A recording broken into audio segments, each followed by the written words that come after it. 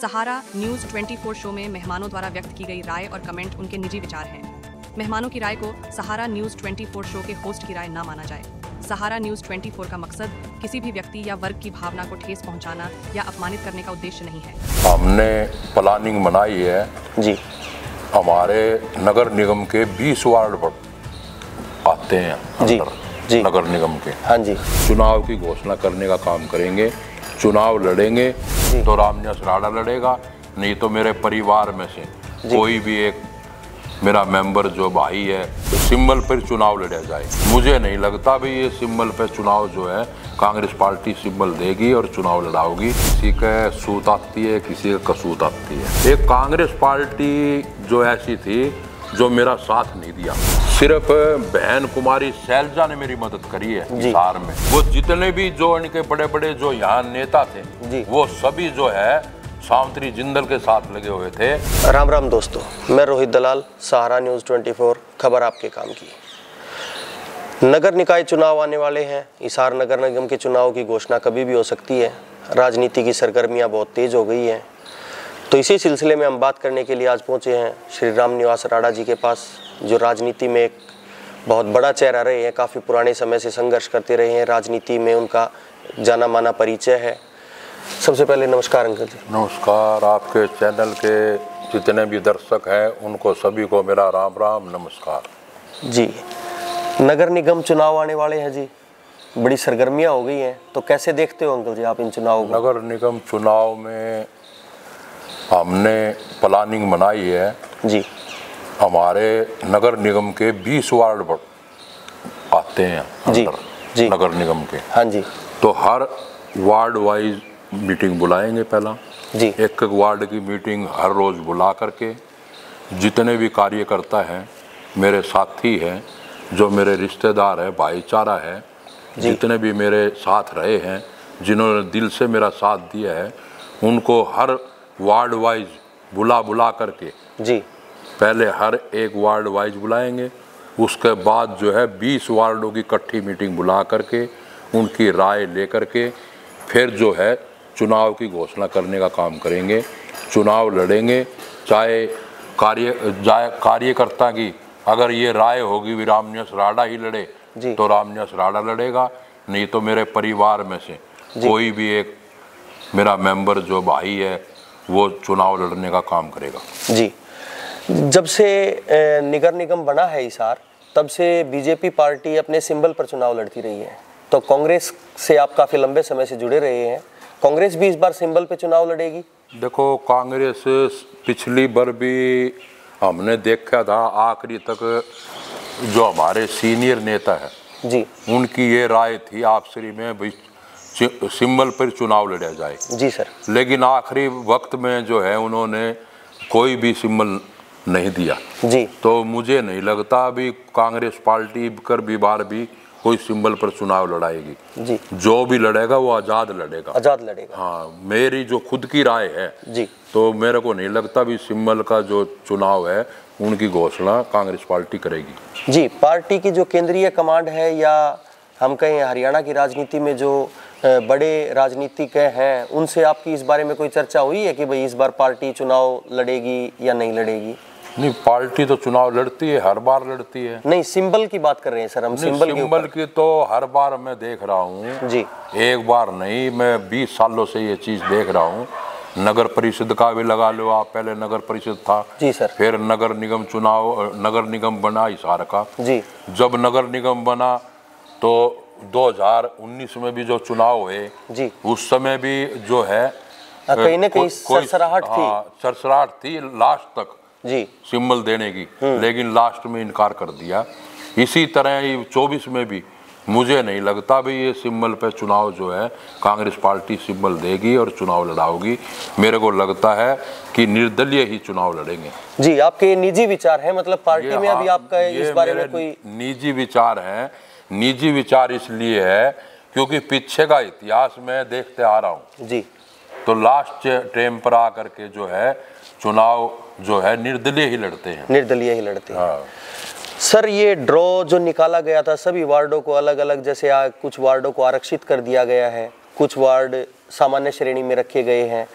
तो जो निवर्तमान जो हमारे पार्षद हैं उन्होंने वो ड्रा निकाला है और कहीं ना कहीं उस ड्रा से नाखुश दिखाई देते हैं, तो इसके बारे में आप? ये तो जो है एक लॉटरी सिस्टम था जी सर, और ड्रा निकाला है वो भी तो पार्षदों ने निकाला है। हाँ वही बात कर रहे हैं सर। लेकिन वो पार्षद कहीं ना कहीं खुश नहीं है, क्योंकि 3-3 4-4 बार के जो पार्षद बने हुए हैं, जैसे हम देखे कोई 20 साल से पार्षद है और नगर परिषद में भी वो पार्षद थे, निगम में भी हैं, अब उनके वार्ड जो है रिजर्व हो गए, तो इसको कैसे देखते हैं? देखो, किसी का सूत आती है, किसी का कसूत आती है जी।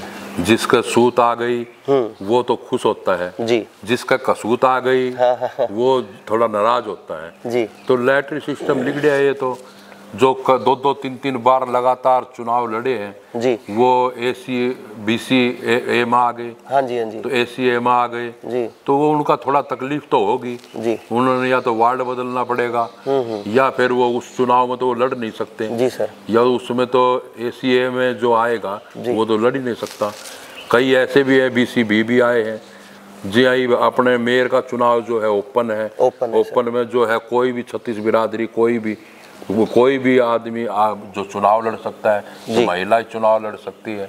तो ये तो देखो ड्रा है, ड्रा का में चुनाव निकले हैं, चुनाव जैसे भी होगा वो सभी को मंजूर है। पिछले टर्म के जो हमारे मेयर हैं गौतम सरदाना जी, हाँ जी, वो वार्ड नंबर 16 के अंदर जो ड्रॉ सिस्टम निकाला गया उससे कहीं ना कहीं नाखुश दिखाई दिया और उन्होंने साइन करने से भी मना कर दिया। वो कह रहे हैं कि इसको जो आप SC की श्रेणी में रख रहे हैं, इस वार्ड के अंदर इतनी इनकी जनसंख्या नहीं है, तो इसको कैसे देखते हैं सर आप? नहीं, वहाँ पर तो कैमरे का सिस्टम भी था जी सर, लैटरी का सिस्टम भी था जी। वही बात आ गई ना भाई, कोई खुश है तो कोई नाखुश है। हाँ, तो ये तो जिस वार्ड में जिसने मेहनत कर रखी है जी सर, 5 साल तक मेहनत करी जी, और उसके बाद उसका जो है उसमें चुनाव ना लड़ पाए तो थोड़ी तकलीफ तो होती है सर। कहीं ना कहीं जो चुनाव हमारे आते हैं नॉर्मल, जैसे इससे पहले विधानसभा के चुनाव थे, उससे पहले सांसद के चुनाव थे, तो जातीय समीकरण भी कहीं ना कहीं चुनाव में अपना योगदान रखते हैं। देखो, हमारे हिसार में बात करें तो सबसे ज़्यादा जनसंख्या जो है वो पंजाबी समुदाय की है, उसके बाद दूसरे नंबर पर वैश्य समाज है, तीसरे नंबर पर हमारा सैनी समुदाय है। बिल्कुल। तो इनका कितना प्रभाव मानते हैं आप निकाय चुनाव पे? देखो, कहीं भी हो चुनाव तो जाति समाज पे तो चलता ही है जी सर, लेकिन चुनाव को जीतने के लिए एक समाज से चुनाव नहीं जीत पाता जी सर, उसको सभी समाज की 36 बिरादरी का सहारा लेना पड़ता है जी। अब मैंने भी 2019 में भी कांग्रेस पार्टी की मेरे पास टिकट थी जी सर, हिसार से मैंने चुनाव लड़ा था जी, कांग्रेस पार्टी से ही। अब 24 में भी कांग्रेस पार्टी ने मुझे टिकट दी, अब भी मैंने चुनाव लड़ा, लेकिन 36 बिरादरी ने जो है मुझे वोट दिया जी। एक कांग्रेस पार्टी जो ऐसी थी जो मेरा साथ नहीं दिया जी, कांग्रेस पार्टी की मेरे पास टिकट थी और कांग्रेसियों ने ही मुझे हराने का काम किया है। कांग्रेस पार्टी ने हमारे यहाँ के जो सांसद थे जी, उसने मेरे को हराने का काम किया। सिर्फ बहन कुमारी शैलजा ने मेरी मदद करी है हिसार में, और किसी भी नेता ने, चाहे हुड्डा साहब हो, चाहे दीपेंद्र हो, चाहे JP हो, और जितने भी यहाँ जो नेता थे जो अब जो कोशिश कर रहे हैं मेयर का चुनाव की जी, जो लड़ने की जी, जी, तो उनको ये नहीं पता भी पिछले चुनाव में आपने क्या किया जी, उसका नतीजा तो भुगतना पड़ेगा। कहीं ना कहीं कांग्रेस की फूट जो है वो आपकी हार का कारण रहा पिछले चुनाव में? नहीं, वो ऐसा, ये बात सबको पता है, हिसार वासियों को पता है, अगर रामनिवास राणा जीत गया जी तो शैलजा के साथ जाएगा जी, अगर सावित्री जिंदल जीत गई जी तो भूपेंद्र हुड्डा के साथ जाएगी जी, ये बात सबको पता था, इसलिए सावित्री जिंदल जी को भी भूपेंद्र हुड्डा ने खड़ा किया। और जितनी कांग्रेस पार्टी के वर्कर थे या कार्यकर्ता थे जी, जितने सीनियर नेता थे, चाहे वो छतरपाल सोनी हो, चाहे बजरंग गर्ग हो, चाहे ख्यालिया साहब हो, वो जितने भी जो इनके बड़े बड़े जो यहाँ नेता थे वो सभी जो है सावित्री जिंदल के साथ लगे हुए थे। उनने ऊपर से आदेश था कि रामनिवास राणा को हराओ और जो है सावित्री जिंदल जी को जिताओ जी। मतलब कांग्रेस की फूट की वजह से ये चुनाव जो है ये कांग्रेस का खराब हो गया। अब देखो ना, वो भी तो सुक्के रह गए। हाँ हाँ, अब उन्होंने इतनी बैक मार दी जैसे 80 की सीट हरा दी जी सर, जिस तरह से बरवाड़ा की सीट हरा दी जी, जिस तरह नलवे की सीट हरा दी, हिसार की हरा दी जी, लेकिन उन बड़े नेताओं को ऐसा लग रहा था हम कितनी भी सीट हरा दें तो भी बहुमत तो आना ही है जी, अगर ये एकजुट होकर लड़ते तो 65 सीट कांग्रेस की आनी तय थी जी। इब की बार हर आदमी के मुंह के ऊपर जबान पर एक ही बात थी कि इब की बार कांग्रेस सरकार जी। इब की बार कांग्रेस सरकार लेकिन हमारे सीनियर नेताओं ने ऐसा रास्ता साफ किया, ऐसे हराने में लग गए कि इतनी बैक मार दी कि जो है भारतीय जनता पार्टी बहुमत लेगी। तो निकाय चुनाव में भी इसका कोई प्रभाव रहेगा सर? देखो ये आने वाला समय बताएगा क्या होता है। चुनाव हम लड़ेंगे, दम से चुनाव लड़े हैं। पहले 2019 में भी कांग्रेस पार्टी ने टिकट दी, हमने बड़ा दम से चुनाव लड़ा और अब 2024 में भी हमारे को कांग्रेस पार्टी ने टिकट दिया, उसमें भी हमने दम से चुनाव लड़ा।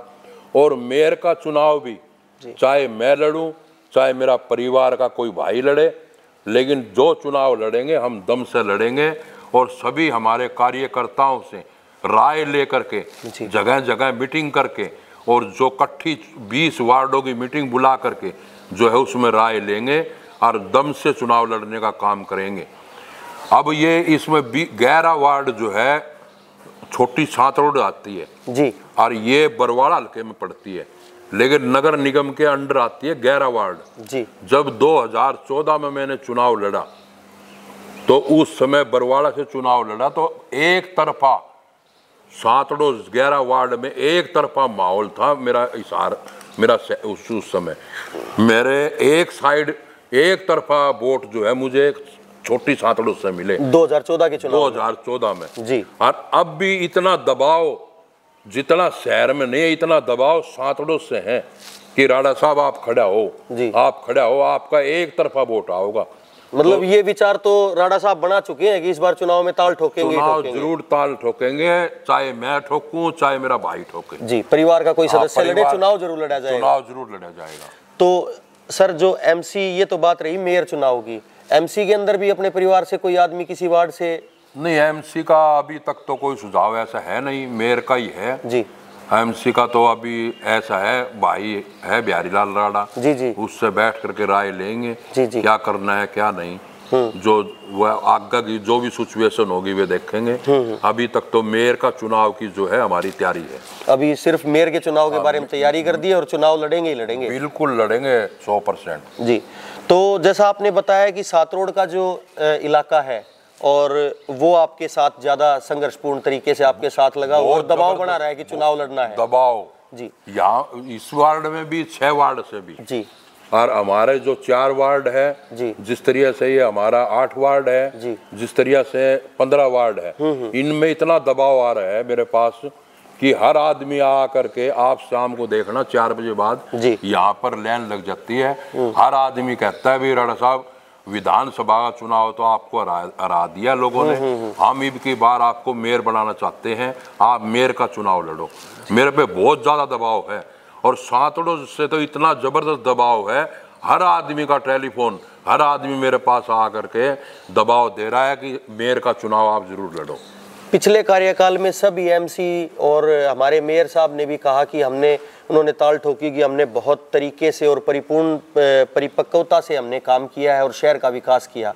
एक छोटी सी बारिश परसों हमारे शहर में आती है और पूरे शहर को जलमग्न करके चली जाती है, कार्य से कितने संतुष्ट हैं? कोई विकास नहीं हुआ हमारे शहर में, सिर्फ जो है हाईवे जो सड़कें हैं जी, मेन सड़कें हैं उन पर रंग बिरंगी लाइटें लगा दी जी, उन मेन सड़कों को बनवा दिया गया।